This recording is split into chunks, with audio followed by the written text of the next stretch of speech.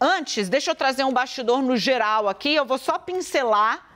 E aí, o Leandro Rezende vai fazer barba, cabelo e bigode. Eu conversei com as fontes do presidente Jair Bolsonaro mais cedo e a meta, gente, já que o Nordeste está, se o Edu quiser, intercalando o bastidor com a tela aí para vocês, né? A tela da corrida nas regiões, porque como o Bolsonaro está com essa distância imensa no Nordeste e o engajamento pessoal dos aliados está sendo restrito nessas regiões, como provou o Leandro Rezende com o on do Capitão Augusto e agora a fonte Bolsonaro da campanha do Bolsonaro traz para a gente, sim, essa cobrança por engajamento dos partidos, das máquinas.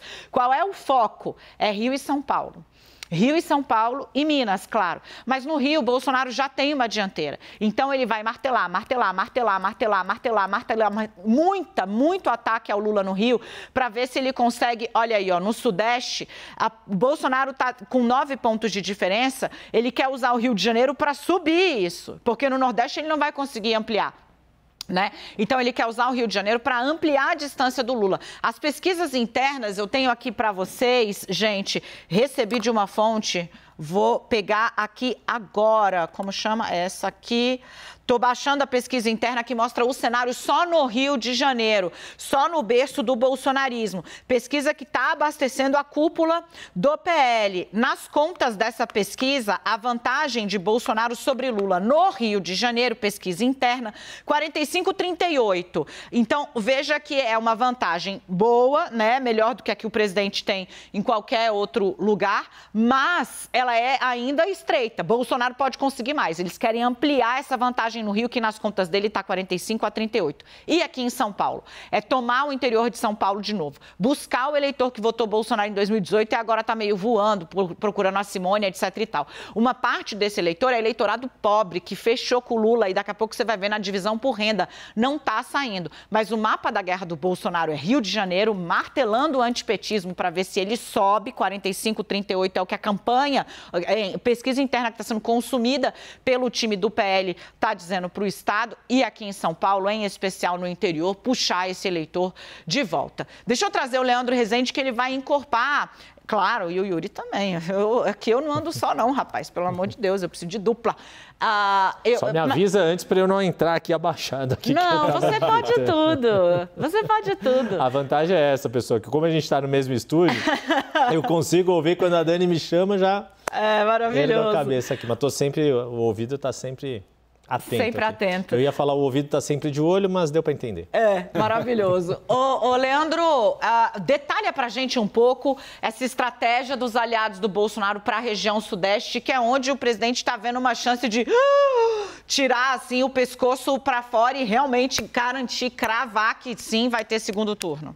Liguei hoje para muita gente, né, Dani, como você já falou aqui, mas nessas conversas com aliados do presidente Jair Bolsonaro, uma das frases que eu vi foi a seguinte: olha, tem que focar tudo agora em Rio, São Paulo e Minas, especialmente Rio e São Paulo, porque ali está uma busca, né, pelo eleitorado antipetista. Eu vou até trazer um dado aqui que eu peguei para poder corroborar, mas é uma busca por um eleitorado que deu uma vitória muito expressiva para o presidente Jair Bolsonaro em 2018. Só para a gente ter essa ideia, né? Em São Paulo, Bolsonaro ganhou do Haddad no primeiro turno com 36 pontos percentuais de vantagem. No Rio, a distância foi de 45 pontos percentuais. Então, a campanha enxerga e, de fato, tem um eleitor ali do presidente que não está mais com ele nesses dois estados, respectivamente, o primeiro e o terceiro maiores colégios eleitorais do país. Então, é tentar reforçar e buscar esse sentimento antipetista que foi decisivo em 2018, sobretudo aí onde o presidente teve uma vantagem muito ampla. Em Minas também teve vantagem em 2018, mas ela foi de 20 pontos percentuais e lá, embora o Datafolha tenha mostrado uma redução da vantagem do Lula, lá a situação tem uma dificuldade maior por conta da falta de um palanque regional robusto, né? Em Minas Gerais, o presidente tem uma candidatura ali que está em terceiro, muito longe do Romeu Zema, diferente do Rio, onde ele tem um que lidera, e em São Paulo, que ele tem o que está em segundo, Tarcísio Gomes de Freitas. E aí, Dani, só para amarrar isso aqui, presidente Jair Bolsonaro vai focar nesse resgate, né, do sentimento antipetista apoiado, nesses dados de ter um eleitor que já foi dele em algum momento, que se perdeu de 2019 para cá. Há uma avaliação de que os outros estados, por exemplo, região Nordeste, que o presidente tem uma diferença grande para o ex-presidente Lula. Esses estados outros precisam ser contemplados na propaganda de TV e rádio. Nesse sentido, é algo como fosse o seguinte, olha, o presidente está de corpo fazendo campanha nos 3 maiores colégios eleitorais do país e mandando recado, sobretudo para a região Nordeste, pela TV, falando de auxílio emergencial, isso na reta final e também tentando buscar esse sentimento antipetista. É o que eu tenho ouvido agora como foco, porque nas últimas semanas ouvia muito, né? Não, a gente vai conseguir reverter a rejeição entre as mulheres, a gente vai conseguir fazer os mais pobres entenderem que o Auxílio Brasil foi uma medida para eles, né? E tentar disputar esse eleitorado. Esse discurso está mudando. Os aliados começaram a falar muito mais agora, abertamente, sem provocados serem, sobre esse sentimento antipetista, Dani. Ô, Yuri, eu quero te ouvir um pouco sobre o alcance da coisa da rejeição. A gente falou já sobre isso essa semana no 360, mas virou um grande foco, né? Um grande foco das duas campanhas tratar sobre esse assunto, né?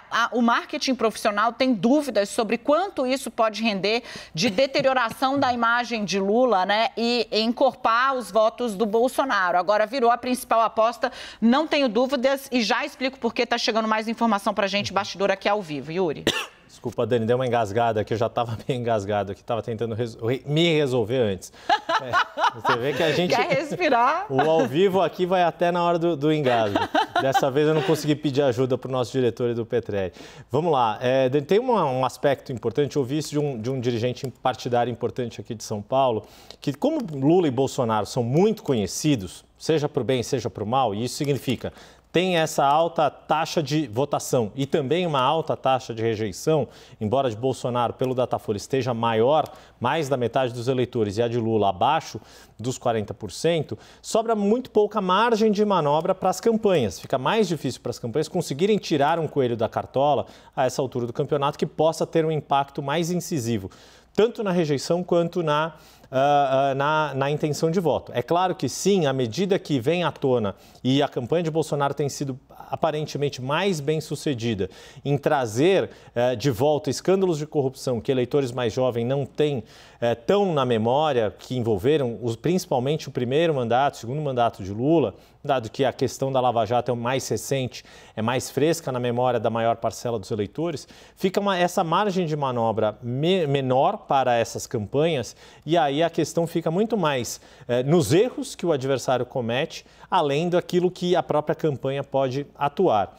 Seja como for, o que a gente está vendo nessa disputa tão acirrada, e aí a expectativa, você tinha trazido essa informação de sobreviver uma semana para, na última semana, a campanha de Lula buscar o voto útil. Mas é muito provável que para Bolsonaro também se faça esse raciocínio também valha para eles, para conseguir, se não chegar mais próximo de Lula, manter esse patamar de distância e fazer com que sim o sentimento de antipetismo aflore com mais força na reta final.